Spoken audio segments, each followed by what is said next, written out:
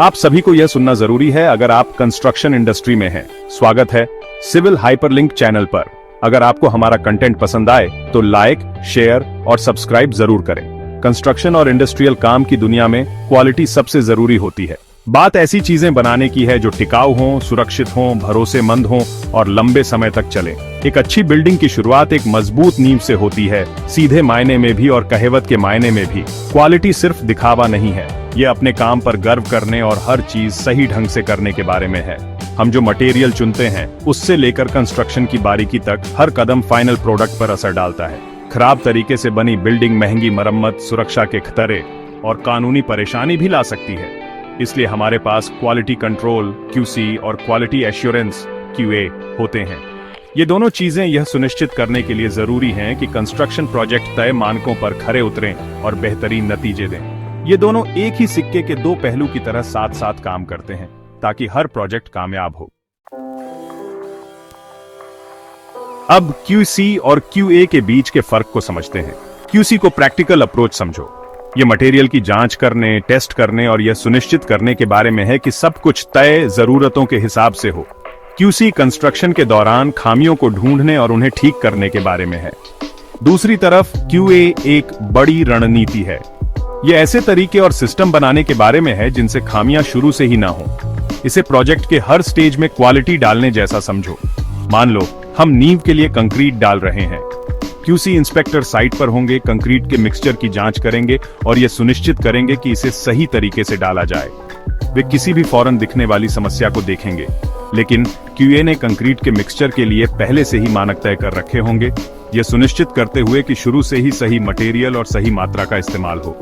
उनके पास concrete supplier की योग्यता की जांच करने का सिस्टम भी हो सकता है। सोचो कि वेल्डर की एक टीम स्टील के ढांचे पर काम कर रही है।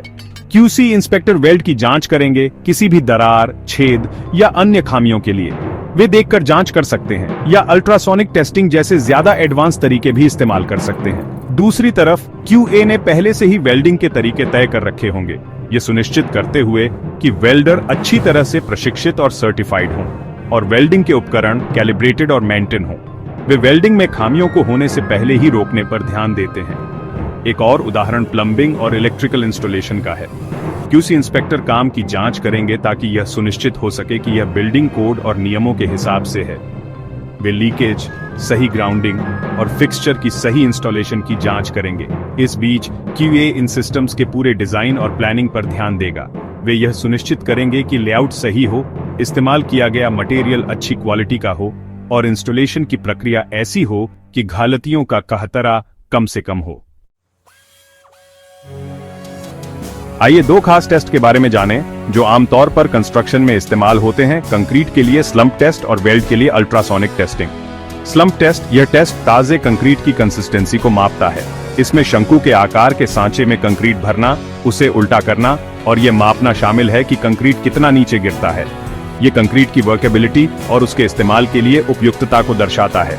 अल्ट्रासोनिक टेस्टिंग, ये नॉन डिस्ट्रक्टिव टेस्टिंग तरीका वेल्ड में अंदरूनी खामियों का पता लगाने के लिए हाई फ्रीक्वेंसी वाली साउंड वेव्स का इस्तेमाल करता है। यह दरारें, छेद और अन्य खामियों का पता लगा सकता है जो नंगी आंखों से दिखाई नहीं देती। ये टेस्ट और कई अन्य टेस्ट इमारतों और बुनियादी ढांचे की मजबूती और सुरक्षा सुनिश्चित करने के लिए जरूरी है।